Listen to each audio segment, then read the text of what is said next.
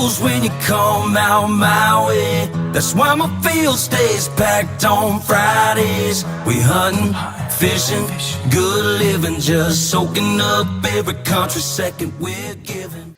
It's the Old Boots Podcast, and this is Justin Kelly with you today. And as promised, we're going to give you the story of Laura Starling. We're going to get all the details that she is going to give us anyway. You're not going to get all the details. We're going to get as much as we could possibly get out of her, and she can still keep a straight face with you at the grocery store when she sees you out Not in be public. ducking from embarrassment. There we go. Something like that. So everybody kind of, when they tell their story, they want to know where did it start? And, so I say, let's go back to where it started. Where is Laura Starling from? Okay. Where did it all start at? All right. So I was born in Athens, Georgia, October 12th, 1961 at 10:10 at night. 10:10. You even know the time. 10:10 on 10/12. That's because I have my birth certificate. Okay, I got you. I actually went looking for my birth certificate and some other things after the California fires. Gotcha. And I thought, that's one of the things they tell you. You need to put that stuff in a safe place. Right. Right? Where it's in a fireproof box or whatever. Absolutely. Because when those people who are starting over, they need their birth certificate and their social security card and all that kind of stuff. So anyway, 10/10, 10/12, 1961. My dad was a CPA all of his life. My mother was a nurse. I want to tell you a little bit about my parents because, obviously without my parents, I wouldn't be here. Right. And I don't think that I have great parents, fantastic parents. My dad was very gregarious. He knew everybody. He was friends with everybody. He loved everybody. He refereed football, and he, he did some stuff with softball. He umpired softball. Right. And he would take me after I would go up to Monroe County when he was refereeing football, and then we'd go out with his buddies afterwards. And then my mom, she was more of was a quieter person. Okay. Full of compassion and empathy as a nurse. Just a real lover of taking care of people.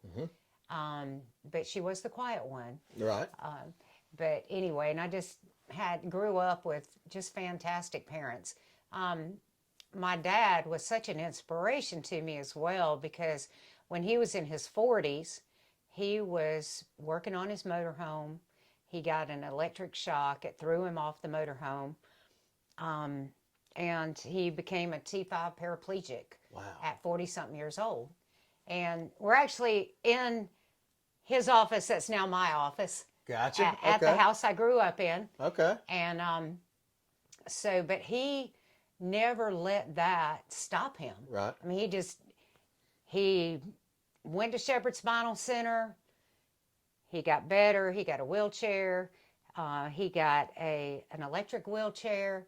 When he passed away, he was remodeling a 1937 Ford that he would be able to drive up into on his wheelchair and drive the car. He loved old cars. And but just watching him go through that and seeing his attitude was just an amazing thing because he was still happy. Right. He was still him. He just didn't let things get him down. It had a lasting effect on your life. It did. It absolutely did. Right. Because when you think about something like that, changes your life in a minute. Yeah. Completely changes it in a minute. And he always just had the most wonderful attitude and was just a super, super person who I loved very much and I miss very much still to this day. Oh, absolutely. He passed away in 1992. My mom is still around, and she's my heart. She's an angel. And a lot of patients at the hospital who she nursed over the years told me that. She worked at Coliseum Medical Centers for over 30 years, and some of her more famous patients were, I know that Greg Allman was one of her patients one time, and also Tricia Yearwood's Daddy Jack. Okay. But I can't tell you any stories about that because she wouldn't tell me. Right. nurse-patient confidentiality. There you go. That's right. So she wouldn't even tell me. So, but there's just no way I can tell you how fortunate I was to have such great parents in my life. Absolutely. How old were you when that happened to your dad? I was trying to think how old I was, but he was 40-something. So you maybe was a young girl, 10 years old or No, younger? I was in my 20s or maybe going close to 30. And a T5 paraplegic, that's a chest down. That's here. So he had use of arms? He had use of his arms, but everything from there down. Okay. We redid the house. We made everything handicapped accessible. Right. My dad did get a van that he drove. Okay. And he could roll his wheelchair up in the van and he would drive all around. And he was doing drive-throughs before people did drive-through because he wasn't scared to pull up at Pizza Hut and call them and say, "Can you bring it out to me?" Right. Or I guess I should say the door delivery. Right. He was doing that before anybody was doing it. Curbside service. And I have this great picture of him at an antique car show. And he's wearing do you remember the Ronnie Dunn flame shirt? Oh, yeah. Okay. Oh, yeah. And Absolutely. he's wearing these flame shorts. And was kind of his personality. Right. That's awesome. So, he sounded like an awesome guy. He was an awesome guy. People will still occasionally, say they remember him.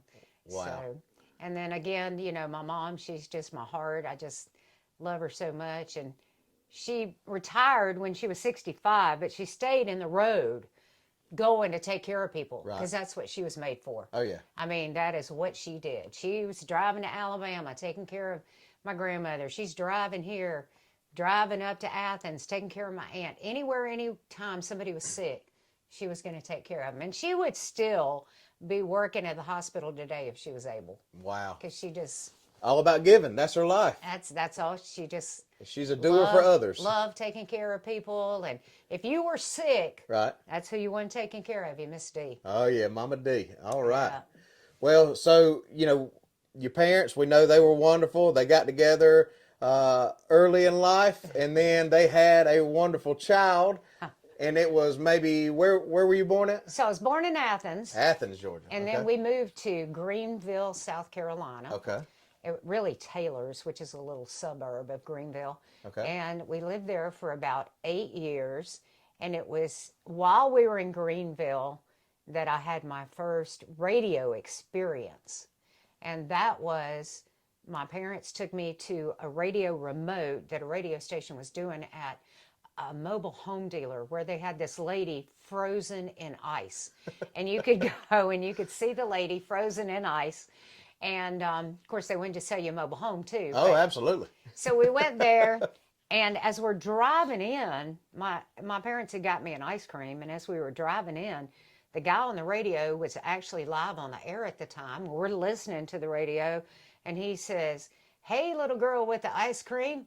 And my dad was like, "He's talking about you. He's talking about you." So that was my first exposure to a radio broadcast and a DJ and that is cool. That kind of thing. That is very cool. So you went, you were up in South Carolina, and did you do any kind of school up there, or did you move down here once you started primary school? Or no, I did school up there. Okay. And I had even back then a real love of music. Okay. I had a record player. And the first album that I ever got in my life, had a bunch of singles, but the first album I got was an album by Melanie. Melanie had a song called Brand New Skates. Okay. And Brand New Key. She says, "I got a pair of brand new roller skates. You got a brand new key." You'll have to go listen to that. I have heard of that. Have you heard that Yes, song? I think I have. Anyway, so that was the first album I had. Okay. And really had a big love of music. That's also in Greenville was where I went to my first concert because my parents took me to see the Carpenters. Gotcha. Who I don't think you know a lot about. I don't know anything about the Carpenters. So the Carpenters were a fantastic group through the 70s.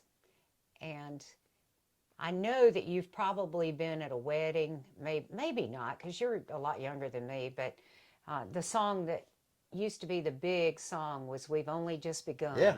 You do remember Yes. that Oh, song? yeah. Just from Happy Gilmore. That's what he sings We've at the only piano. just yeah. So Right. that's the Carpenters. Okay. I got you. So I got my first concert was the Carpenters, and we had I remember too. I walked to school in Greenville, and I thought that it was a long way away. Mm-hmm. But I went back one day to visit, and I realized we only really lived about 2 blocks from the school. It felt like a lot more when you're a little kid. Right. Oh, yeah. But anyway, so then in 1973, we moved to Macon. Mm-hmm. My dad got a job here, and we moved to Macon. People in Macon said, "Oh, it never snows here." You know, it almost always snows in Greenville a little bit. They were like, "Oh, it never snows here. It doesn't snow in Macon, Georgia." And that was February of 1973. Macon, Georgia got 16 and a half inches of snow. Ooh, woo. Man. That was the big snow of 1973. Yes. A foot and a half, a foot or so of snow. That's Yes. wow. It was a lot of snow. All in like a week. It was all in one day. One day. Justin. Oh my goodness. It was all in one day. That was a blizzard year. Yeah. Okay. And so we moved to Macon, and I went to Caliph. No, that's in Gray, right? Right. Hold on, let me back up. I went to Springdale. That's where I met my friend Lou Hanner Peacock, and we're still friends today. I call her my oldest friend, which makes her mad because it's not that she's that old. She's just my She's just your longest running friend. We spent a lot of time in her basement listening to Allman Brothers records and Oh yeah. hanging out. And so we only lived in Macon for a couple of years before we moved to Jones County. Gotcha. And then in Jones County, I went to Caliph, and then, of course, to Jones County High School. Gotcha. And the Jones County High School you went to, it's what we would refer to as the old high school, right? The one in the middle of town? The old high school. Okay, I got you. I went to the old high school. You walked across that stage. Okay. And then the football field was over in Turner Woods, right? Yes. Okay, gotcha. Okay. Yeah. All right, so when you were in high school, did you have any kind of, what was like a job that you had in high school? Did you have any high school jobs? I did have a job. I worked at the Townhouse Restaurant, which is no longer in Gray. That was my first job. I started there when I was 15. Okay. Later, I worked at Hardee's on Starling Drive, which is no longer there either. Right. But I also did a lot in school. I played basketball for a couple of years, but I was terrible. So I didn't keep doing that. Right. But I was pretty involved in things at school. I was junior class president. I was the whole school president my senior year, on the debate team, on the drama team, or drama club. And Did you get a senior superlative? I did. What were you? Most likely to succeed. Boom. There we go. I was one of 4. I got you. Okay, Okay. so- They know a hard worker when they saw him. But high school was fun. I loved it. I loved English. I had a lot of fun in high school. And I loved Jones County High School. Go Greyhounds. There you go. Go Hounds. Did we have a good football team back then, or? We had some. It seems like in my freshman year, that was when we had a really good basketball team. Gotcha. So yeah, that was back. Al That would have been Wood, Al Wood and Mr. Ronnie Henson. Ronnie Henson. That would have been in 76, 77. Yes. Something like that. Okay. I've heard about that. That was Yes. the Jones County Dream Team. That was the dream team of Okay. Jones County. Yeah, I've heard Mr. Ronnie has told me a lot about that team right there. Yep. And we had, I'm sure we had a good football team. Well, don't be so sure now. We've had some years where I've heard we'd never won a game. So Well, I just wanted to know what era you was in. It was still a good football team because Okay. it was our football There team. we go. Right? They were So, good. They're always yeah, Greyhounds. Yes, They're you're right. always Greyhounds. Purple and gold looks good no matter if you're winning or losing. That's right. Yeah, I remember Mike McDaniel played. In fact, Mike McDaniel is a GBI agent now. So Okay. if you ever get in trouble, don't call him. He'll arrest you. Ah. No, he's a great guy. Okay. But sports was a big part of high school. Mm-hmm. I mean, we went to the basketball games. We went to the football games. I mean, it was, it was a fun time. Did they ever, so at this point in time, was there any kind of, were you thinking there was something that you were going to do with your voice? Like, did they ever ask you to like announce football games or do any kind of announcing or any kind of talking in high school? Did you ever have to do any of that? No, I did like I said, I did debate and I did drama, but there was no focus on radio. Right. Back when I lived in Macon, I did call the radio station all the time to request songs. And there was this song called Rock the Boat Okay. by Hughes Corporation. Uh-huh. And I would call the radio station every day. And back then we listened to Terry Taylor. He was the big T on the big X. Okay. WNEX. And I called him every day to play that song until one day he said, little girl, if you come up here, I'll give you that record. And so I went to the radio station. My mom took me. I got a copy of Rock the Boat. I got the Big X T-shirt. I wish I still had that. Oh, yeah. That was pretty awesome. A cool thing. Oh, yeah. But so I always had a love of music. I did go to my first concert, my first rock concert, I guess you'd call it, Right. In high school. That was Elvin Bishop at the Okay. Macon Centraplex Coliseum. What kind of did he have a hit that anybody would know? Oh, yeah, Fooled Around and Fell in Love. Yeah, okay. Absolutely. So that was Elvin Bishop. Okay. All right. And so that you graduate, were you any like a valedictorian, anything like that? Or you had good no. grades? Okay. Oh, no. I mean, You had good grades? I think I had that little tassel thing. Okay. I don't know. I don't remember. So maybe Everybody had a tassel. everybody had a tassel. But I don't know if I had one. Like an honor or something? I don't remember. I got you. I probably didn't. I did in college, but I don't remember about high school. And so I don't remember. in high school, did you like know what college you wanted to go to, or did was that a thought? Or? In high school, I was very interested in writing, and that was kind of where I was headed, to be a journalist. That's what I thought, to be a journalist.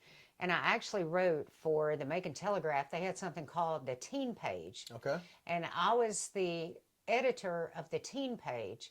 And so I would write stories about teachers and students and that kind of thing. And that's where I got the first check I ever got for writing anything was from the Macon Telegraph, and it was $3. Okay. I got $3 whole. Started it off with a bang. $3 whole to write an article for the newspaper. Wow. I still have that check stub. That's what I was going to ask you. Did you keep the check? But you probably cashed it. I cashed the check, but I still you kept have the stub. Actually, that might have the whole check. So after I graduated high school, I went to a little Methodist college in Cuthbert, Georgia, called Andrew College. Okay. And I was there for 2 years. I got my associates there. I wrote for the Cuthbert Times while I was there, and I also worked on the Andrew College newspaper. Again, kind of following that whole going to be a journalist thing. Right. I did a couple of bad things when I was in college. I was telling Judge Chambers and my preacher about this a couple of weeks ago. I can't believe I did this. I can't believe I'm going to tell this story. And I can't believe I didn't get killed. But we used to have a movie night. Right. And it was in Old Main. We had a big movie night. And me and some of my sorority sisters thought that it would be funny to catch a pig and let it loose during the movie. Oh my God. In the movie theater. Well, it wasn't a theater. It was Outdoors. It was a building. Building. A building at the college where they Gotcha. would show movies. Gotcha. Okay. I got you. So when I was telling I told Judd, I was like, I'm terrible. I stole a pig. And my preacher said, no, you borrowed a pig. Borrowed. Because you took it back. There we I'm like, go. yes, I borrowed a pig. So we went out to the country and we caught a baby pig. And we took and it's a wonder we didn't get shot. And we took it back and we let it loose. Right. Inside of Old Main during the movie. Oh man. People were wild and People crazy. were crazy. But then we did get the pig back, and we Right. comforted it, and we took it back to its mama and put it back in the pen. And everybody knew it was you guys that done it? But, nobody probably knew it was us until after we graduated. Really? Okay. Because we would never admit to that. Yeah. But I think about that now, and I'm like, how stupid was I to do that? You could have got kicked out of college or something. I could have. Right, over a pig. Over a pig, yes. Wow. But that was that was a crazy time. We also stole our dorm mother's bras. Ah.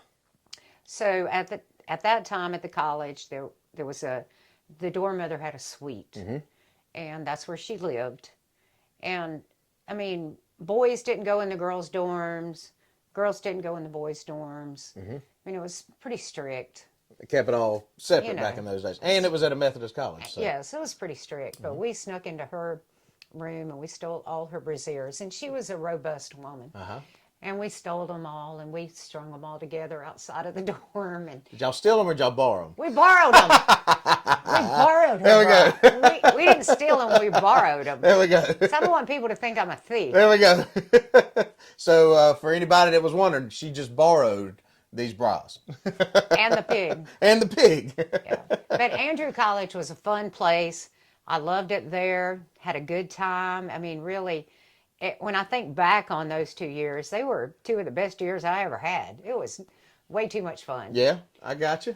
And so then after that, it's time to go to a 4-year school. You got your 2-year from there, right? I or did. Associate or I got my the equivalent? associate's degree, and so I transferred to the University of Georgia. Gotcha. And had major culture shock because my first journalism class at UGA was bigger than the entire school of Andrew College. Wow. Andrew, at that time, when I went there, had about 400 students. Wow. My first journalism class at UGA had 400 plus students.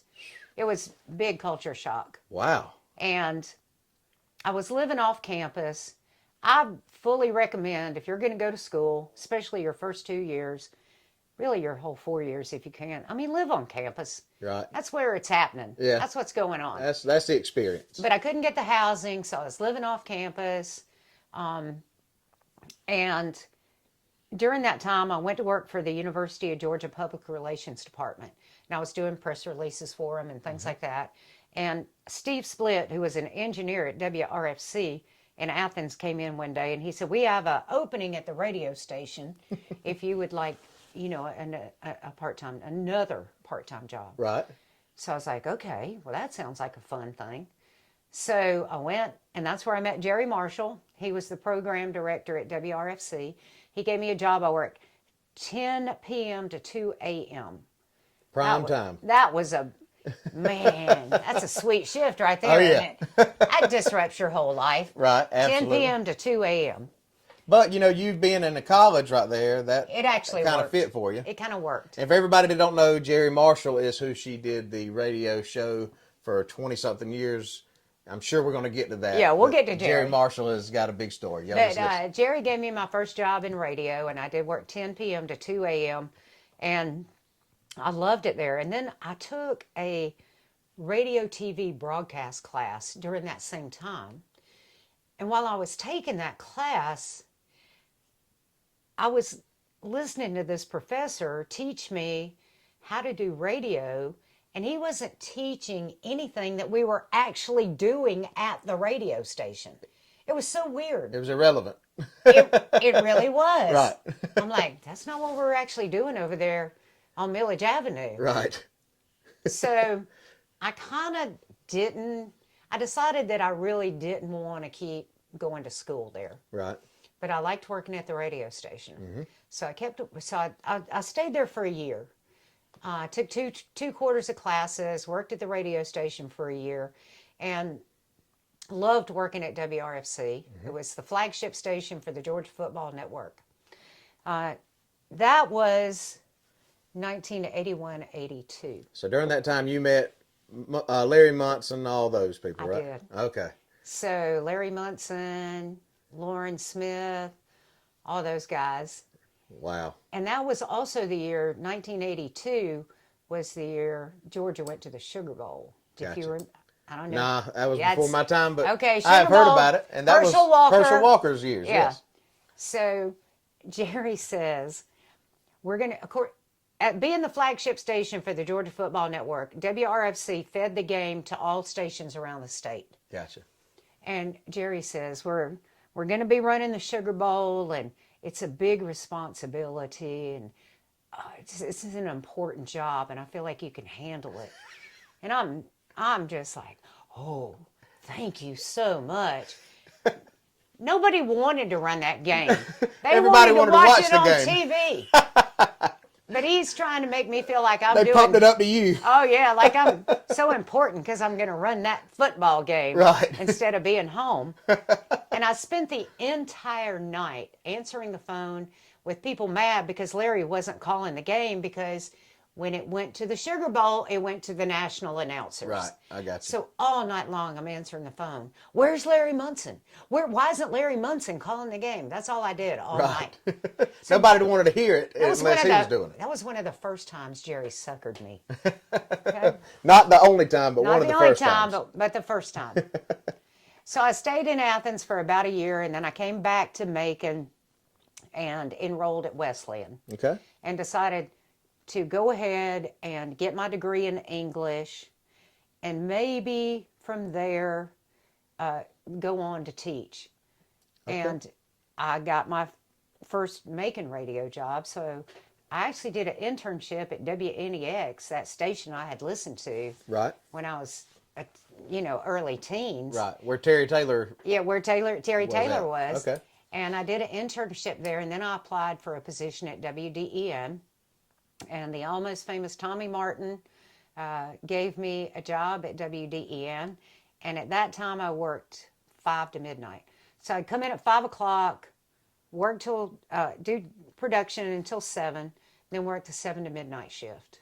Wow. Then I'd leave there, go back to the college. I would study, get up, go to class, work at a sandwich shop, take another class, go back to the radio station. So for about 2 years, I didn't sleep. It doesn't sound like it. What sandwich shop was it? I don't remember the name of it. So it's not around now? It's not around now. Okay, gotcha. But so just around the clock, 2-year blur at pretty Wesleyan. much a blur. Okay. Pretty much a blur. And again, did something really stupid while I was there. I can't believe I didn't get kicked out of Wesleyan either, because we had a friend who had a boyfriend. And she was never there with us. Right. And we would give her a really hard time about that. Mm-hmm. You're never here. You're always with this boyfriend. We never see you.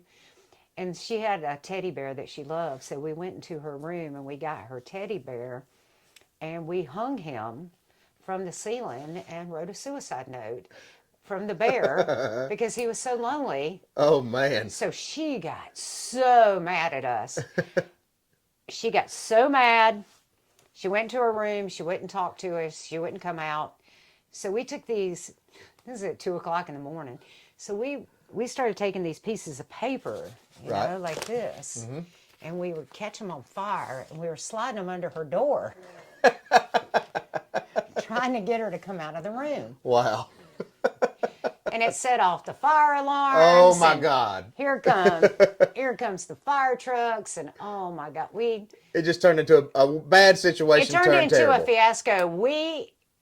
We convinced them that we were smoking, and that's what set off the fire alarm. Right. But it wasn't. So, yeah, a couple of times I did really stupid things that could have gotten me kicked out of school. Right. But did you ever do anything like that? No, I didn't. I'll be honest with you. I was like a nerd-ish kind of person in college. Like I say in my story, I had just gotten saved my senior year of high school, so all I knew was to just keep, in a straight line, because of, it would have been easy to fall back in with my rowdy friends. And so I kind of, I didn't do really anything crazy. My buddies always pick on me, saying now, he was that guy with his book bag tied tight to his bag and headed to class. I was that guy for a couple of years in college, but Well, so let me go back a little bit. During my years in high school, I did get saved. Mm-hmm. I go to Pitts Chapel Church. I've been a member there since I was probably about 13 or 14. Okay. I got baptized in the pond behind my house. Mm-hmm. But I wasn't a partier. Yes, I borrowed a pig and I set a fire in the dorm, but I wasn't really a troublemaker. Right. Yeah, true. I understand. I wasn't, you know, an expert borrower, but no, you don't. I wasn't there's- out drinking or, you know, doing stuff like that. Right. But you also know how to have fun and not drink. Because if anybody has ever been anywhere where Laura's at, Laura doesn't drink. And she can dance as good as anybody out there and have a good time and just get the party shaking. She was doing it this past Saturday night. Well, and that influence came from my dad. He grew up with a uncle who was an alcoholic, and my father never tasted alcohol in his life. Wow. I mean, he never tasted it. And when I told you that I would go to the ball games with him, and we would go, you know, up to Monroe County, and he would referee. When we would get done, we would get together with his referee buddies. We'd go to the Grey Goose over there. We would hang out, but he never drank, and I never drank. Of course, I couldn't. I was underage. Right. But I grew up with him and knew that you can have a good time without doing Without that. drinking, right. So I never felt any pressure. Right. Or any desire, really. I'm not telling you I hadn't tasted beer, because I have. It's nasty. Yes, it is. Why do you drink that? I don't know. Why do people drink beer? Anyway, I think it's nasty. But I know people do have a taste for it. But anyway, so I started working at WDEN, and I graduated from Wesleyan with my degree in English. I started taking some education courses at Mercer and at Georgia College in Milledgeville, because the path was still to be an English teacher. In radio, working the night shift is not the optimum. I mean, everybody wants to work the day shift. Right. If you're working 7 to midnight or midnight to 6, I mean, you're not thinking, oh, that's what I'm going to do for the rest of my life. Oh, yeah. Not that shift. No.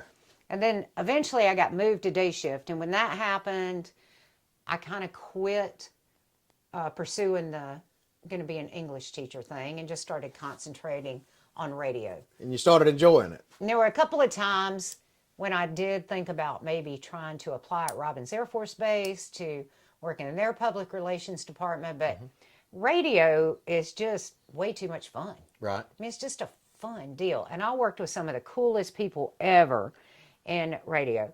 I worked with Lee Durant, the Midnight Cowboy. Right. I worked with Aaron Bowers, who is just such a fun person. We had a lot of great times together. Of course, Jerry Marshall, Rick Knight, Gail Daniels, Dee Shannon, Terry Taylor. I mean, if I thought about this, and I said, if I start naming names, it's going to be bad. I'm going to miss somebody. Because I've worked with hundreds of people. Oh, absolutely. And good people. Yeah. A lot of really, really good people. And of course, Vance Shepard now, Bobby Reed. Right. I mean, The list goes on and on. Just a great group of radio people. That's awesome. And I've had the best bosses. Jerry, I worked the morning show with Jerry for over 10 years at WDEN. I think 14 we were together. Right. He was a great morning show partner and a fantastic boss, because he was the boss. Bobby Reed came, Big Bobby Reed, who does afternoons now. Just another, I couldn't pick a better boss. Right. He's just fantastic to work He with. is a very, very cool guy. And I get to work with Vance Shepard in the mornings, and he's so much fun and makes you me on your laugh. toes. And oh yeah, he's something else, I'll tell you. And then there was that period when Vance went to Montana, and I worked with James Beerley. Right. And I love James too. James came at an unfortunate time, because he came in January of 2020, and in March of 2020, COVID hit. Right. And Just not good timing. it was not good timing. And everybody was separated. So I actually worked from home for 18 months. A lot of people don't know that. Right. And nobody, even on the radio show, you guys sounded like you were sitting right beside each other. We sounded like we were together. Right. But I was right here. For a year and a half. For a year and a half. I was right Wow. here in the mornings doing the radio show, and James was at the station. If James was off, I would go into the station. Right. But that's just how things Yeah. worked. But it was really amazing to me how good we did together, considering that we were never in the same room. Yeah. Hardly. Oh, yeah. Well, I mean, everybody was learning different methods of getting the job done. No matter what their job was, they had to learn different methods. Restaurants had to figure out how to do drive-throughs faster.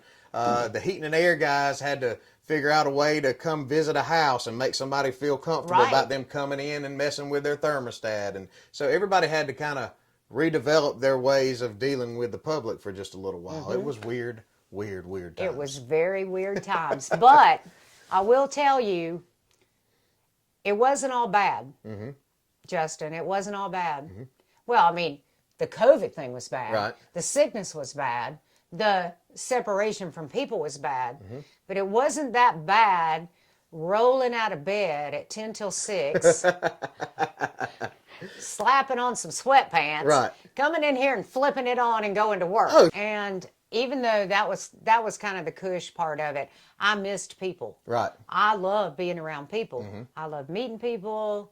I love seeing my old friends. I Right. like being around people. During that time, there were no radio remotes. We weren't out broadcasting live. Right. I wasn't seeing anybody. So that part of it was really bad. I didn't like that at all. It was fairly easy to get a little bit Yes. lazy during that time. Absolutely. But anyway, so Well, and things just happen for a reason at certain times, and James probably looked at it like a break from life, a little bit, a break from wherever he came from. He probably needed some kind of something new, and it might have been a break from that for James. I look at when COVID happened with me, I was in between a home. I had just sold a home, and I was looking for another home, and we were renting an apartment in the middle of there was kids everywhere. There were 40 or 50 kids. And I always look back at that apartment and I go, I was meant to be there during those during times. that time. And, because those kids ate at my house every night. I went and got a freezer, and it wasn't because I ain't saying they were starving and they would have went without food without me, but I knew dang well that they were eating good. Every one of them was eating good. They were good people that were all living around me. But there was a couple of them that I felt like I was meant to be there at that time. You were meant to be there to help them. And then once all that was over with, it was time to buy a house, and we went on about our way. But I think everything happens for a reason. It does. It does, and Vance moved to Montana, Right. and he would send me pictures of, the temperature would be 18 below, and Vance is, Vance. Absolutely. Vance is very outspoken. He's very opinionated. Right. He's, I love him. Yes. He's hysterical. Yes. But I truly believe that God knew that me and Vance did not need to be together during COVID. Right. Because I think one of us would be dead now. Right. Because we just would. So So Vance, it kind of worked out. Vance went silent on Facebook and everything during COVID. Like he cut his Facebook off, all that stuff. When he moved up to Montana, like he went on a vacation for a little bit. he disappeared. And it was probably the best. It you know was. what I mean? It was. So during that time, I loved working with James. James was a very cool guy. He went back to South Carolina because his wife's mother was having some medical issues. Right. And it was just time for them to go home. And it worked out that Vance was moving back to the South, and James left, and I got Vance back. There we go. And, I don't know how many of you guys were listening in the morning times, but when James left, his last day was on a Friday, and that following Monday, I was on the show with Laura, and we did the show, and, of course I would love to be on the radio every morning, but I also have a lot of other things going on, but we acted like for a while, I don't know, was it 2 months? A couple of months. A couple of months. We acted like for a little while that I wanted the job. And I mean, we even had a commercial coming on that I was going for the job. And, it was a big thing. We had a good time.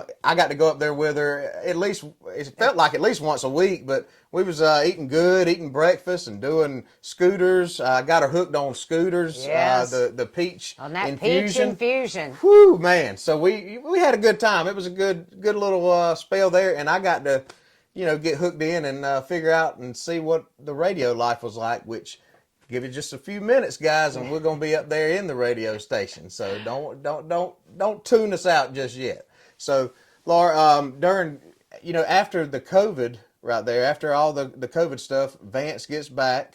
Vance is back in 6 months ago. No, Vance has been back 6 months. He came in August or September. Yep. So he's back in August, September, and you guys have been full steam ahead. Y'all, he's back doing radio remotes with you.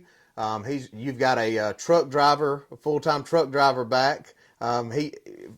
If anybody don't know, Laura's got this huge WDN truck thing, like It's a a U-Haul truck. Yes, it's a truck. They used to ride around in a little van, and I'm sure she would be riding around and getting it. But this thing is like a big U-Haul truck, and one of her things that she does not like to do the most is to drive that truck. I can drive the truck. She can drive it. She just does not enjoy it. I have driven that truck many times, and I can drive it, but I do not like to drive it. For one thing, because when it rains, it leaks in the truck. Right. And for another thing, it's really hard to lift the back. Right. If everything worked like it was supposed to, it'd be okay. Right. But anywhere I go in that truck, I have to go find a man to open up the back of that thing because I can't get it open. I understand. So now he's back for that, and you can put him in the saddle with that. But- and you got your teammate back. Y'all are definitely y'all have y'all got the mojo together. Yeah. Y'all bounce off of each other, I guess you would well, say. you can see I think that you can see a pattern, right? Well, yeah. And this is what you can see the pattern in. So, in the early 80s, I would do the news with Lee Durant. I was on with him doing the news. Then I do the show for 14 years with Jerry. And then Vance, maybe 10 years, maybe a little more. Then James, and now Vance again. And now I'm doing a podcast with you. There we go. So the pattern is I got to have a partner. There you go. I like having a partner. Yeah, anything you do, it's more fun to do it with somebody else. It's better Absolutely. with a partner. And I really don't want the lead. Right. Meaning Jerry was my boss. You're my boss. Nah, I just follow the lead in here. No, but there were a couple of times that when we were in between program directors, and they'd be like, "Do you want to apply for this job?" No, I don't. I like being the support person. Right. That's kind of what I see as my role. I like being the support person. I understand. So, well, we know we've been able to learn all the radio stuff about her so far. We're going to show you how it happens here in just a little bit. But there's a lot more to Laura Starling than just the radio. You've got hobbies that you like to do now. You like things that you do in life. We talked about music a little bit, and of course we talk about the radio, but also you like to do plants. You got gardens and stuff like that. well, I do love plants. I have a lot of plants, way too many probably. I like rooting plants and growing things and trading people cuttings and that is the one time when everything in the world goes away from me. Okay. If I'm outside and I got a bunch of pots and a bunch of dirt and some fertilizer and some plants, everything else goes away. It's the most relaxing thing that I do. Wow. And it just, all I'm thinking about is dirt. Right. And these roots and what I'm doing. And so that's a real relaxation thing for me. I like to grow unusual things that maybe people haven't. I don't know how many people in Jones County have a purple pineapple plant because of me. Because I have separated hundreds Really? of them Purple pineapple. and given them to people. Wow. And I want to be next. I'll show you. Okay, I'll get you one to put out by your pool. Yes. And they're real low maintenance, and they come back in the spring. And so anyway, there are hundreds of those around Jones County because of me. So, I've been friends with Ed Clark at Atlanta Motor Speedway. Right. Ed was the president there for a long time, and Ed and I would talk a lot about plants. He'd come to the radio station, do interviews, and we'd talk about plants, and I'd show him pictures of stuff. And so one day I got this bright idea in my head. I'm like, I need to take Ed some plants. So I went out there in the yard and I separated some purple pineapple plants and some lily of the Nile and several different things that I had. And I separated them, I potted them all up, and I drove up to Atlanta Motor Speedway. And I called Ed and I said, I got you all these plants out here. So he comes out there and I park next to him so he can load them up in his car. And Right. we're talking. I'm telling Ed, now with this one, what you need to do is it needs to be in this location, part sun. You don't need to water it, blah, blah. I'm telling him all this stuff about how to take care of these plants. Right. And somebody in the group leans over to me and says, Ed has a degree in horticulture, right?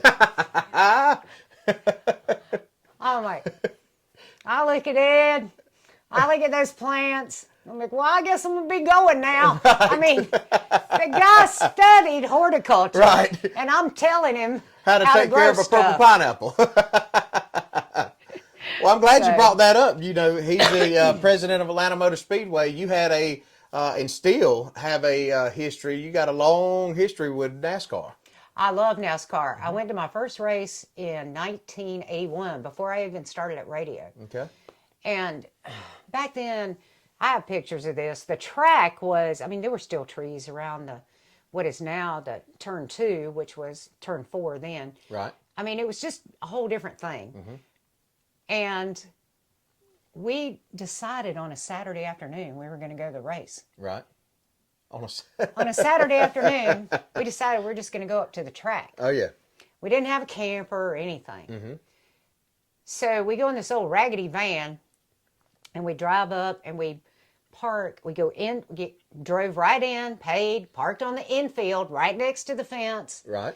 We had some blankets and pillows and probably a styrofoam cooler with some drinks and some snacks. Right. And spent the night on that hard floor of that van and got up the next day for race day. And it was just fantastic. I loved it. Some of the best things happen, it all starts. Spur of the moment. Spur of the moment. That's exactly right. Yeah, and I loved it. Carol Yarborough won that race, and I was a Carol Yarborough fan. And I remember you could walk around in the infield, and they had his winning car up on a trailer, and I stood by it and got my picture made and all that kind of stuff.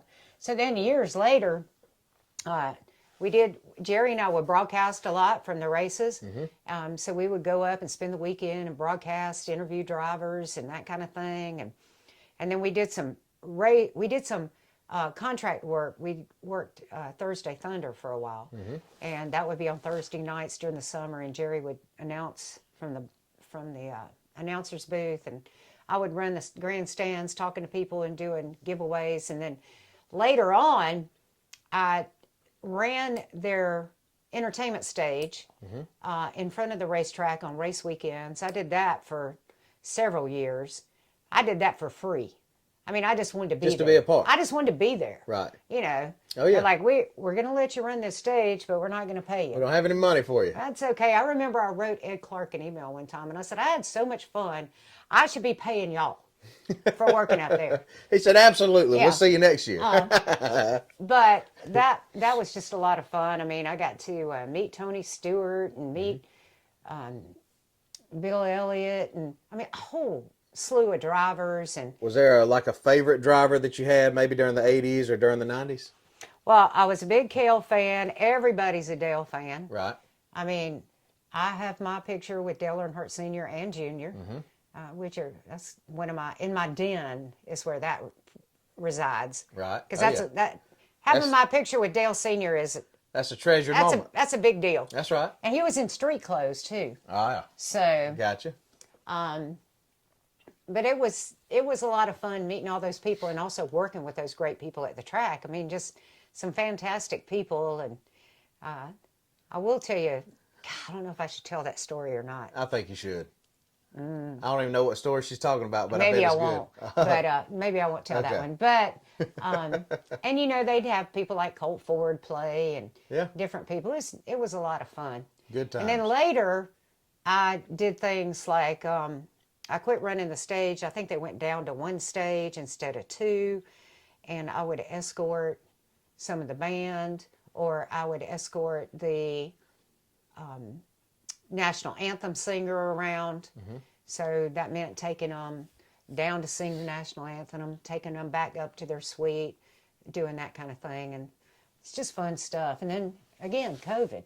Right. So I haven't actually done any work at the track since COVID, but I'm at every race. Yeah. Oh, yes. I mean, since then, you just go purely just to go hang out I'm and having be a there. big time. Right. I want to be there. If there's a race in Atlanta, You're I there. want to be there. I want to be in Atlanta for the race. And you walk around up there and you know people up there just like you know people in Central Georgia. I went with her one time and she was like, this is so-and-so, this so here he's the president of this. And I'm like, wow, Laura knows everybody at Atlanta Motor Speedway. It's pretty cool. I love Atlanta Motor Speedway. Let me tell you about another cool trip I took though. Right. Back in, so 81 was my first NASCAR race. And then in 2000, my friend Lou that I talked about Right. earlier, she won a trip from Tag Heuer, Okay, to watch people. the watch people, the Swiss watch people. She won a trip to Formula One racing at Indianapolis Motor Speedway. Right. And she calls me and she said, I won this trip. Do you want to go? I'm like, let's go, girl. Right. Let's go. So we got on a plane and we flew to Indianapolis, and they put us up in like a Homewood Suites or something. I mean, we had a really Nice time. nice place to stay. Nice place to stay. And then they took us to dinner at St. Elmo's Steakhouse, which is probably Uptown. one of the oldest steakhouses in Yeah. Indianapolis. I think it was like born in 1903 or something. Yeah. They're famous for their shrimp cocktail. And we're with the Tag Heuer people, and we're also with Carroll Shelby. Wow. Of course you wanted to go to Indianapolis. We're eating dinner with Carroll Carroll Shelby. Shelby. How awesome is that? I mean, anybody who knows anything about high performance cars or muscle cars, the Shelby Viper, the Shelby Mustang. Right. I mean, the guy's an institution Absolutely. in himself. Yes, absolutely. So I can't believe we're eating. legend. We're eating dinner with Carroll Shelby. Right. So we go back to the hotel, spend the night. The next day we get up and Lou says, I love that girl. She says, we don't really have to go to the race if you just want to hang around here or whatever. I'm like, what? We flew to Indianapolis. Right. We are going to the Indy 500 racetrack. Right. One of the most iconic racetracks in the world. Exactly. No, we're going. Get up, get dressed, get on the bus. So we go over to the Speedway. They take us to the Tag Heuer Suite, where we're hanging out with Carroll Shelby again. Wow. And he's just talking to us. He tells me and Lou he likes our Southern accent. I don't know why he thinks we're Southern. The guy's from Texas. Right. But anyway, it was a very cool trip. Got to go into the infield and walk around down there. It was just a super cool trip. Oh, yeah. That we got to take. And In Formula One, that is just, that's, or Indy racing or whatever, all the big sponsors, the big car companies, those exotic car companies. Oh, yeah. I mean, everybody is involved in that. And that's, of course, I'm sure why Carroll Shelby was there. But yeah, they actually don't race Formula One at Indy anymore. But they were on a special, that was like the 15th race of the season. It was the first time they'd been to Indianapolis Motor Speedway. It's a different world from NASCAR. Gotcha. I'll tell you that. Oh, yeah. But we were in a suite on the start-finish line, and their suites, you can step out, and they have some bleachers there. I got you. So Super nice. I was sitting out there. Lou was down there with the camera, and I'm down there just nonchalant, trying to sit near Carroll. We had our picture made with him. Right. But I was trying to nonchalantly sit near him where she could snap a picture of me, sitting next to Carol Shelby at the race.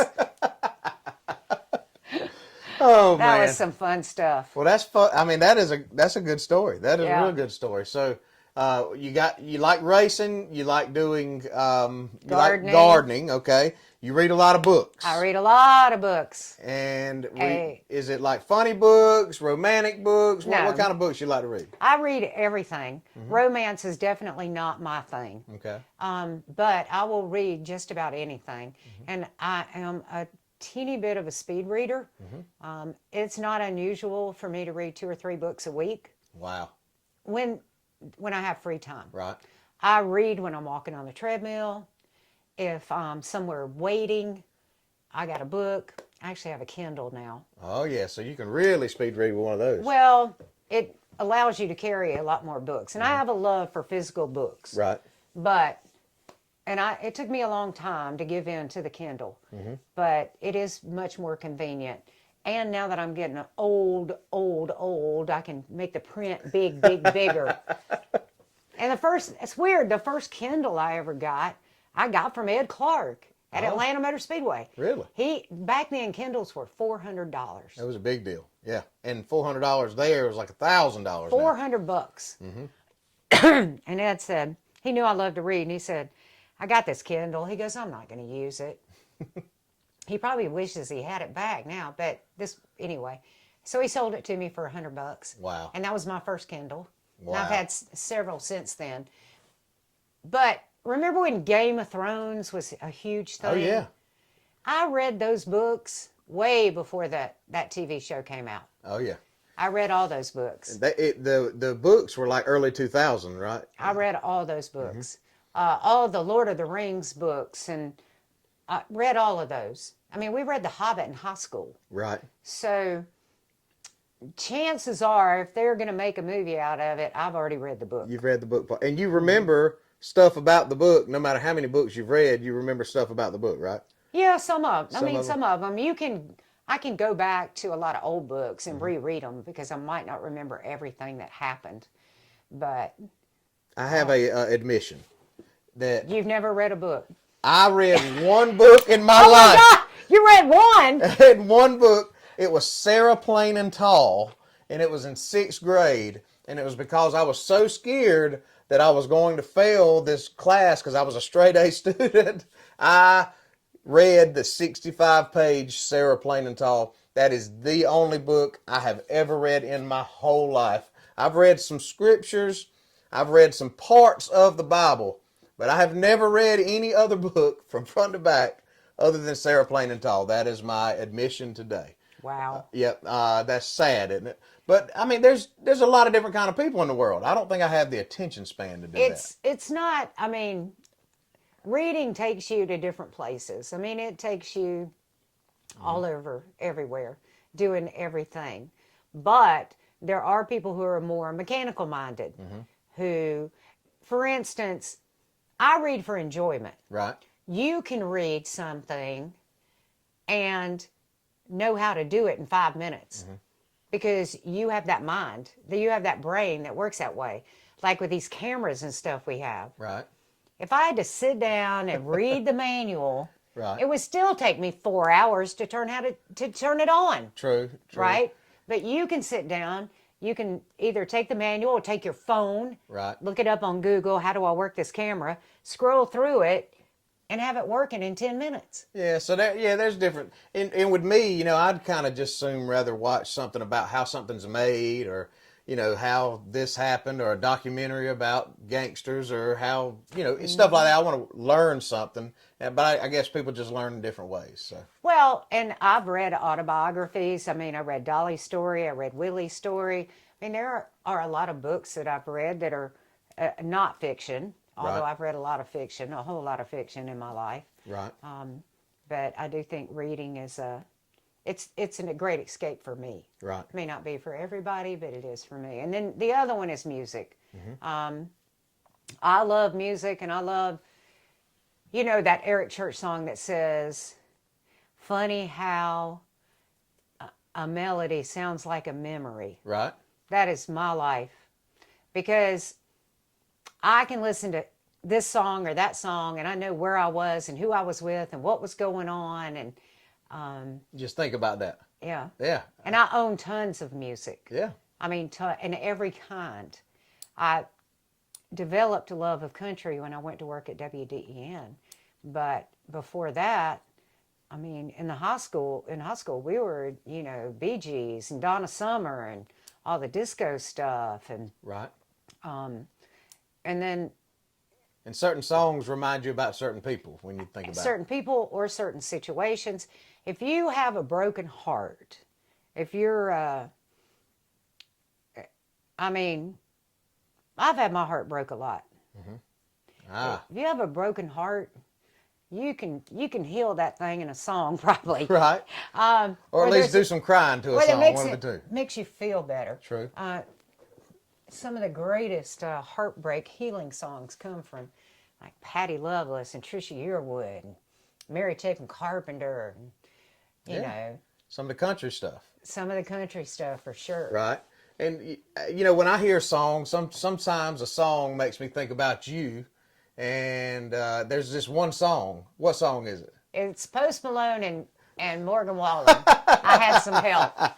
So every time I hear that song, I think about you, and we're up there for Miracle Treat Day, and Laura just cranks that song up right when it had come out, and we were doing the live radio show, and we were just jamming at the radio station. And I'll never forget that. And every time I hear that song, I think about you. That's right. When you're 100 years old and you hear that song, There you'll we go. Man, I remember when me and Laura were jamming to That's that right. at the Dairy Queen. Exactly. So, yeah, I can see what you're saying. People, it makes you think about stuff. Well, It really does. And I've gone to a lot of concerts. Right. A lot of concerts. Oh, yeah. A bunch of concerts. probably more concerts than anybody's ever been to. No, probably I not don't that, know. but- You're in there. But I have been to a lot. I like to go to live shows. Jason Aldean, Kenny Chesney, Dwight Yoakam are my top three people that I've seen the most. Of course, Jason played our chili cook-off and did all kinds of charity work that people don't know about when he was a teenager. Right. Okay, so I've been following Jason forever. I told you about when I met Kenny Chesney. He was opening for Confederate Railroad at the Macon City Auditorium. Right. He was opening for Confederate Railroad when I Right. met him, and we got to be friends. And I've been to a lot of Kenny Chesney concerts. I've probably been to more Dwight Yoakam concerts than anything. I've seen Dwight Yoakam all over the place. I love Dwight Yoakam. And I remember one time in particular that I went to Atlanta with my friend Lou Right. to see Dwight Yoakam, and Tim McGraw was opening for Dwight. Wow. So- Tables turned after a couple over a 20-year span. Yeah. Things you've been in the business long enough to watch people get in their prime, live their prime out, and then make their comeback again. Like Yeah. you've been in the music that long where you've watched it happen. I mean, and pretty much the whole time you've been in music, George Strait has been playing ever since, right? He has been. Every single one of those years he's been playing music, right? George Strait has been. I met George a couple of times. I got to meet him a couple of times. He played Macon. I mean, this is all early 80s, 90s, early 80s, 90s, early 90s, when George Strait played Macon, Brooks and Dunn, Reba McEntire. I actually sat at the Reba McEntire show with Trisha Yearwood's mom and dad, Gwen and Jack. I've seen Reba a bunch of times too. Right. Macon, Savannah, Atlanta, just all around. And a lot of times Macon is the boiling point for some of the artists. I don't know what you would call that, but like Macon, once they fill up, sometimes it would have been once they filled up Whiskey River, the next step was boom, they're playing the Georgia Dome. But then sometimes you could tell once that person was able to fill the Macon Coliseum, it was on from there, Yeah. right? And I can just remember Mr. Ernie at Whiskey River talking about, one day Kenny Chesney's playing here, and He said 3 months later, he was filling up the Georgia Dome. It was an overnight boom. He just exploded. So, Macon was a bulling point for a lot of places, a lot of people to bust open. Kenny played Macon several times. Right. The last time he played Macon was, it was chili cook-off weekend for us. Right. And he played on a Friday night, and we were out at the chili cook-off, setting everything up out at Shrine Park. I was hot. I was sweaty. I was dirty. It was a long day in the hot sun setting up. And then Kenny was playing that night. And I almost went home. Mm-hmm. But I'm like, I can't do that. This is Kenny Chesney. Right. In my town. Exactly. I got to go see him. So I went ahead and went to the concert. And actually, after the show was over, went on the bus and talked to him for a while. But I went ahead and went to the concert looking like, something the cat drug in. And Rick Moxley said, "We're all singing with Kenny tonight." I'm like, "What?" He said, "We're all going on stage and singing with Kenny." I'm thinking, oh my goodness. You were in your Sunday's best. I mean, I'm like in old pants and a white t-shirt. But I did it. Right. And it was fun. Oh, yeah. And we went up and sang Cheeseburger in Paradise. And that was before everybody had the cell phones and all that kind of stuff. And there's a grainy picture that somebody took from way back in the Coliseum. Mm-hmm. And I do have a copy of that. And it's you can kind of tell it's me and kind of tell it's him. But that was some fun stuff.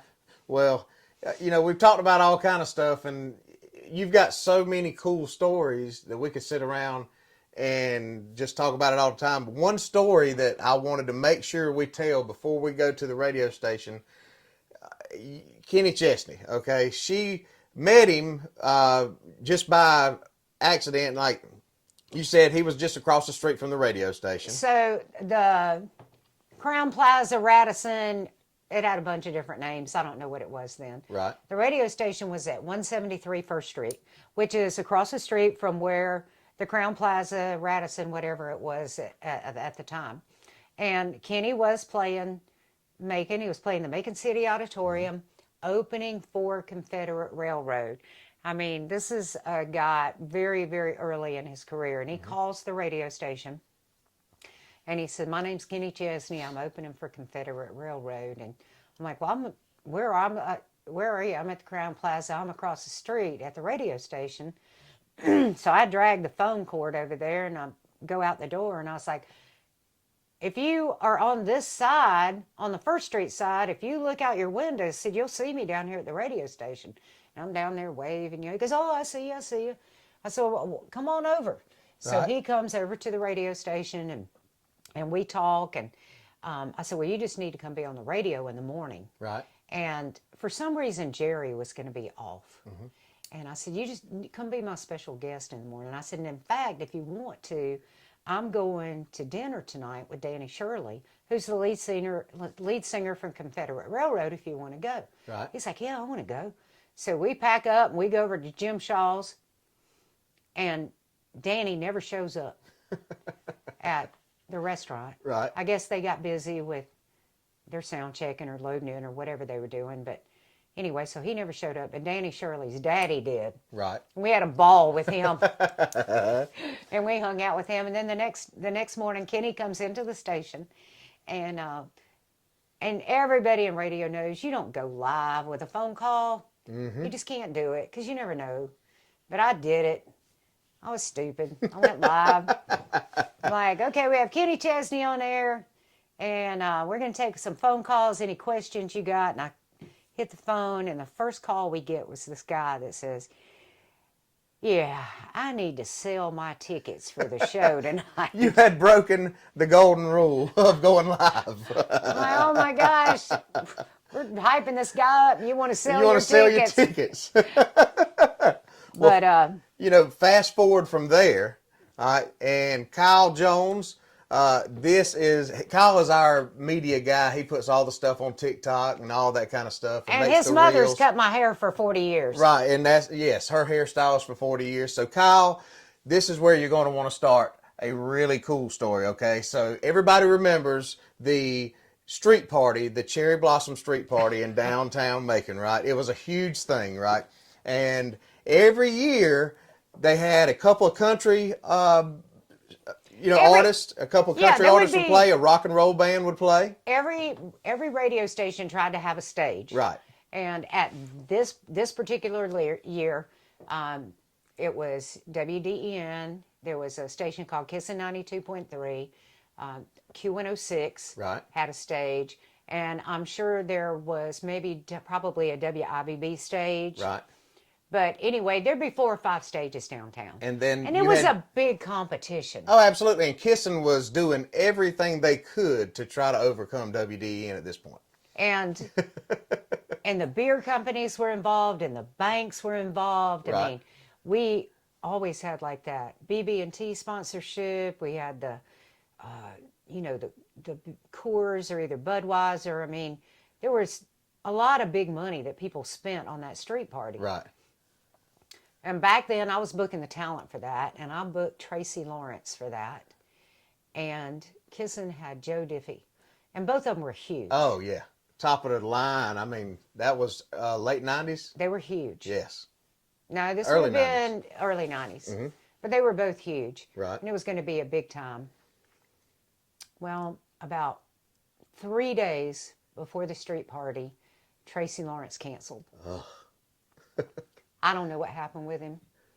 And he is on top of the world at that point. And you don't go to Buddy Lee attractions or creative artists 3 days before a show and expect to get another artist that big right. into your show. So I'm like, what are we going to do? What are we going to do? Well, we know Kenny Chesney. Well, you're right, we do. Let's call him. Right. So we called him. We said, we got this deal going on. Tracy Lawrence canceled. Will you come down here and do the show? He was like, yes, I will. And we paid him right. to come down and do the show. And as we get toward showtime, and Jason Aldean's daddy said he walked over there and saw Kenny that night. So as we're getting towards show and the crowd's coming in and there's people everywhere, you can tell that everybody's gravitating to Joe Diffie. Right. Because truthfully, at that time, nobody really knew Kenny Chesney. Mm-hmm. They didn't really know who he was. Gotcha. They'd heard him on the radio a little bit, maybe 1 or 2 songs, but they didn't really know who he was. But you were bound and determined but to I make knew who he was. as big of an impact as you could possibly make. So we took, and this is probably Jerry's idea. Uh-huh. I'm not going to take any credit for it. But we took, and maybe Buddy Lovell had something to do with this, but we got a crane and we put it down by our stage. Right. And then we took the WDEM van and we put Kenny Chesney inside of the WDEM van with a wireless microphone, and we lifted him up in the air. Wow. Now, if he had at that time a real record company, a real management company, this would have never happened. No way. It would have never happened. But, But he was game at this point. He was game. So we put him in that van, and we put him up in the air on that crane. And then when we introduced him, then the crane started low. He started singing. Right. And the band started playing, and the crane lowered down right to the stage, and he jumped out and was on stage of singing. The WDEN van, and he's been airborne Suspended. over the top of Macon, Georgia, Yeah. for probably an hour before the opener was playing. And it was one of the coolest things ever, Justin. Right. That 300 people saw. There you go. They'll never forget it. They'll never forget it. Because 5,000 people were over there watching Joe Diffie. Right. And 5,000 more were seeing WIBB stage, and 5,000 more were over at Q106. Right. But those 300 people that They were in got front of DEN that night, they got a show. They got a show, and you didn't owe them a dime when they left. And that was, it wasn't really long after that, because we had the flood of '94. Trisha Yearwood came and did a flood relief concert at the Georgia National Fairgrounds. I did call Kenny And I said, we're having Tricia do this. Do you want to play? He got in his own vehicle Right. and drove down here Wow. from Nashville and opened that show for Tricia. It was Kentucky Cowboys, Kenny Chesney, Tricia Yearwood, and we weren't paying anybody, Right. Because it was a flood relief concert. Right. We were raising money for charity. It costed him money to do it, but he did it. It cost him money to do it, but he did it because I guess he loved Macon and he has a good heart. And it was probably maybe 6 months after that he signed his deal with B&A, and of course now he's a superstar. There you go. A superstar. That's cool. And, Jason Aldean has done a lot of the same things, really, for helping the community, just doing things. He's done the concert for the kids here. He's a big breast cancer supporter, Susan G. Komen, and different things like that. But I mean, Jason he played the chili cook-off when he was in high school, and he did a lot of things for us that we probably didn't pay him for. Right. And then, has gone on, and he's a superstar. Right. He blew up. Right. Yeah. And I remember his dad telling us how he played, at the old Whiskey River. Yes. And, all of a sudden, boom, he was packing out the Coliseum like it was nothing, and then boom, on to the bigger stages. But those booms are probably 5 to 10 years. Yeah. I mean, really, they are. Yeah. But what a couple of great guys, and Tricia Yearwood, too, coming down and doing that show for us, the flood relief concert, and just a lot of good people in country music. You have had a lot of interactions with a lot of people. And, I mean, she just took me through a book. 2 Trapper Keepers, big books, just full of pages of here I am. And everybody that you can think of that is famous in the music business, she has met them. I mean, it's unbelievable. She's got pictures with everybody. I mean, and it's well documented. And up until a certain point, and then I just quit. I guess that was the cell phone thing. Yeah, once cell phones got out, then everything's on Facebook. You get it with and you can save it however. But those scrapbooks, when I'm in the old folks' home, make sure you bring those over. Right. Let me look at them. And I'll make you stay and look at them with me. And I'll go, Justin. That's right. But it's been, radio's been a fun career. Absolutely. I mean, it really absolutely has. It's still fun. Mm-hmm. It's still fun. I love going and doing remotes and meeting people, and it's been a great job. There are probably things I could have done, like maybe the smart financial move would have been try to go to Robins Air Force Base. Because I thought about that, applying, and I never did. But, right. And maybe that would have been the thing to do. But it wouldn't have been near as much fun. Nowhere as much fun, nowhere as much life packed into the years that you had. And, I mean, you certainly would have, I don't think anybody could work there for 40-something years, and you have done this for 40 years and you still love it. I don't know anybody that's done anything at all in life for 40 years and still love it. So it's still a little hard to get out of the bed, but oh, absolutely. I mean, you have to get up early. You have to be at the radio station by 5:50, so you got to be, you got to get on up early, and that's just part of life. But before we go to the radio station, I want to show some people some stuff that mean some things to you and that is pretty cool. Okay. I'm going to show you guys here. Stuff. And so, all right, let's start over here. Let's start over here. So we're going to walk around. And the reason I'm kind of Whoa! I almost fell. I'm kind of sentimental about things that people give me. Right. So I'll hang on to things. So how about the? Okay, we're going to start right here. Right. We've got the Larry Munson there. Okay, that's Larry Munson autograph. Mm-hmm. This is a chili cook-off trophy from my church chili cook-off at Pitts Chapel. There we go. Okay. And the Braves. That's right, 1997. That's the Macon Braves. That's the Macon Braves. Okay. You look through there, you'll see some people you know. Gotcha. How about Alabama? There? Alabama. Of course, John Smoltz.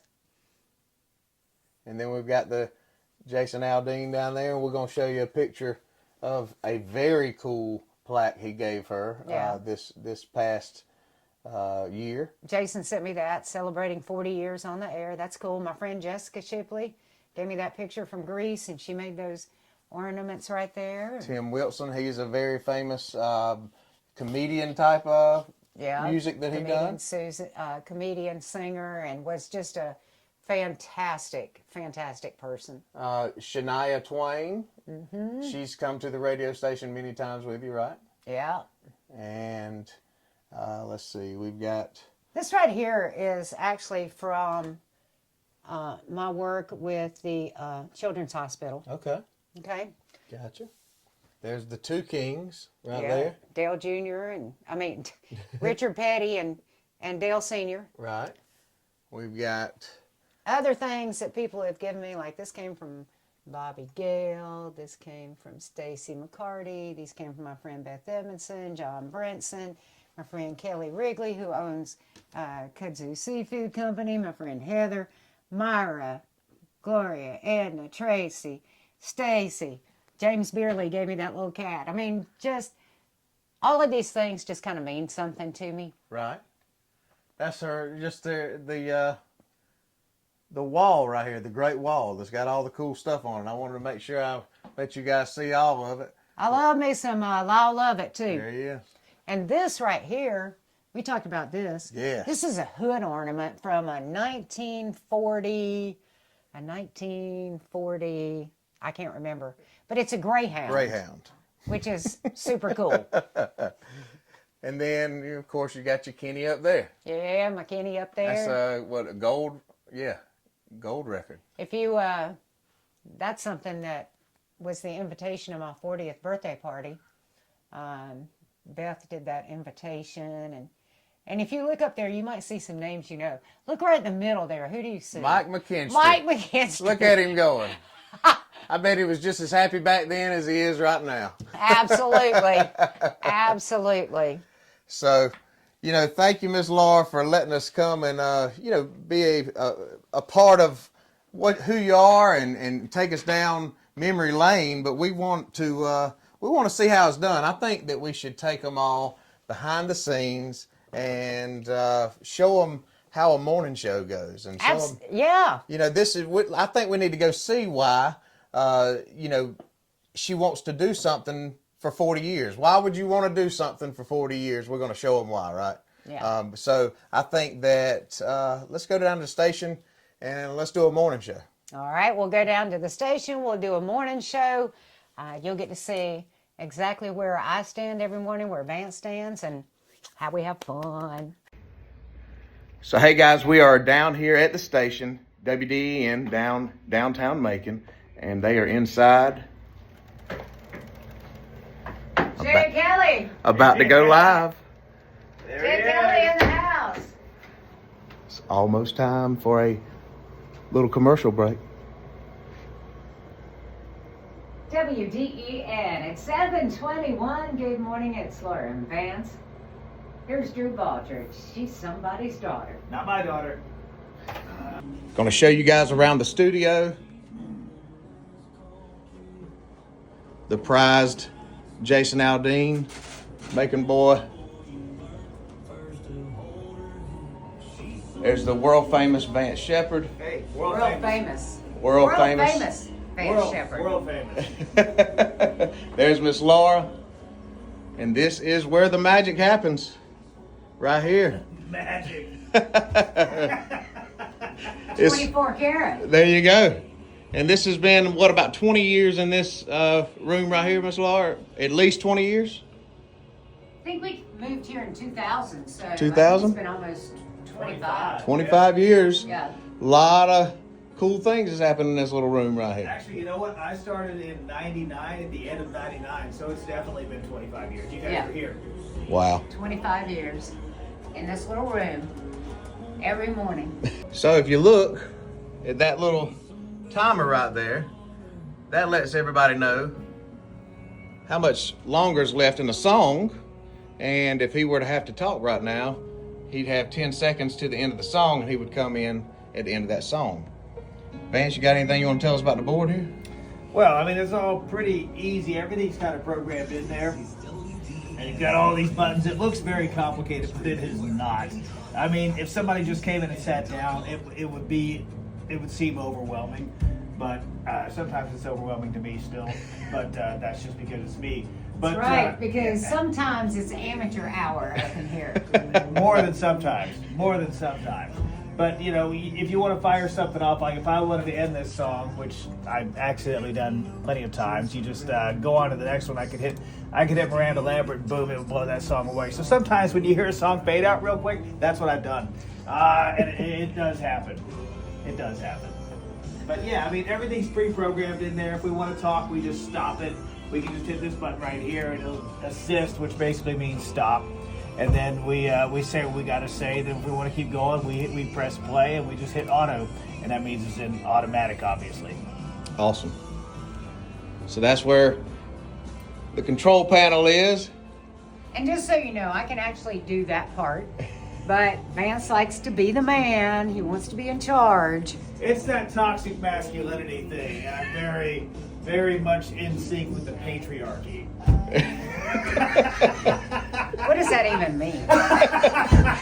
Very much in sync with the patriarchy. I got to get a That's a bumper sticker. bumper sticker right there.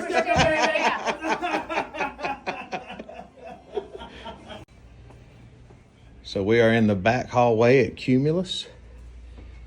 Lots of things going on. DJ Blackjack may or may not be in there.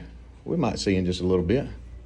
And here's where the WDEN magic goes down. What's up, Laura? What's up, Justin? Hey. This is my little office. Got all kind of cool stuff up here. Check it out. Man. 10 wonderful years for Jerry and Laura back in 2000. So you guys... We did stay on the air 14 years together. Gotcha. All right. Look at old Alan Jackson right there. Got Brooks and Dunn. There's Vance, the dancing star of Central Georgia. This is pretty cool. Yeah, that's my office where I live. This is Big Bobby Reed's office. He's got a great view, by the way. Oh, yeah. Come on. Check it out. There you go. Man, Bobby, we are all jealous of this. So pretty, isn't it? It is. It's about, 7:45 in the morning right now, 8 o'clock, maybe. It's cold, too. Cold at this window. But get to watch the sunrise if you get here early enough, man. And you can see, like, a lot of times the full moon through there. That is very cool. Very cool. WDEN 711, good morning. It's Laura Starling, Van Shepherd, and we're glad to have you along on what could end up being a snow day. It could end up being a snow day. Now, it's not going to be a snow day probably until everybody's out of school, off work. So I guess it'll be a snow evening. A lot of folks are taking the day off. A lot of schools are closed today. Just in anticipation, a lot of folks are running to the grocery store to get milk and bread. Oh yeah, I made the mistake of going yesterday. But just so you know, there was still bread, there was still milk, but there were a lot of people, and that was annoying. I saw something on social media. It said, "Is everybody doing milk sandwiches? Is that why they buy the?" Well, what you do is what my stepdad used to do, and I always thought it was weird and gross. He would pour a glass of milk and dunk his bread in there. So maybe that's what they're doing. Is that emergency rations? Is that what you do? You dunk the bread in the milk, and then just in case. Maybe that's a good. It sounds nasty to me, but it does sound nasty. It's gross. But maybe he likes it. Okay, well he did. All right. So everybody wants to know how it looks or what goes down when we have a caller number 9 situation. So this morning we're going to give some stuff away, or a thing away, and we're going to show you how that works and do caller number 9 with you. We got a family 4-pack of tickets. We'll take caller 9-646-9999, and good luck. Would like to invite you to visit the newly renovated. So if you guys see these flashers right here, that's how quick that the request line or the caller line fills up right here, and this is what happens. And we have 3 rollover lines, so we just answer them in order. We said we're going to take caller number 9, so this is what we do. WDEN, your call 1, try again, okay? Thanks.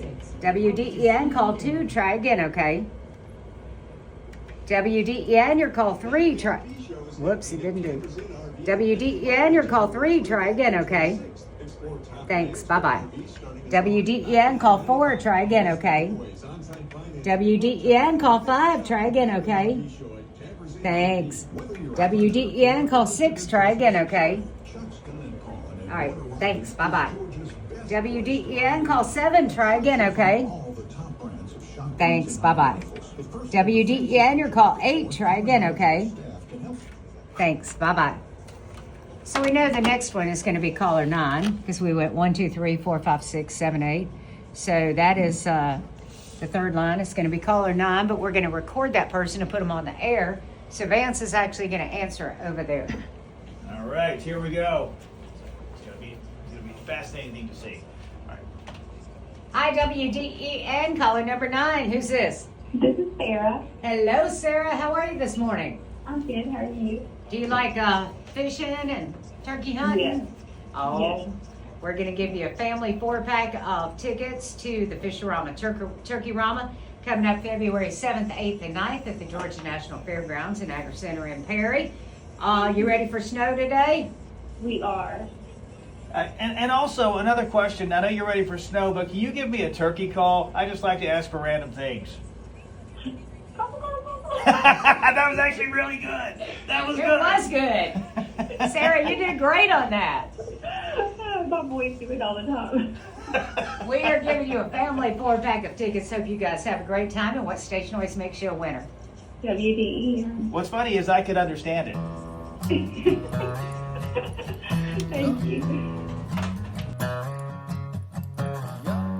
No rules when you come out my way. That's why my field stays packed on Fridays. We hunting, fishing, good living, just soaking up every country second we're giving.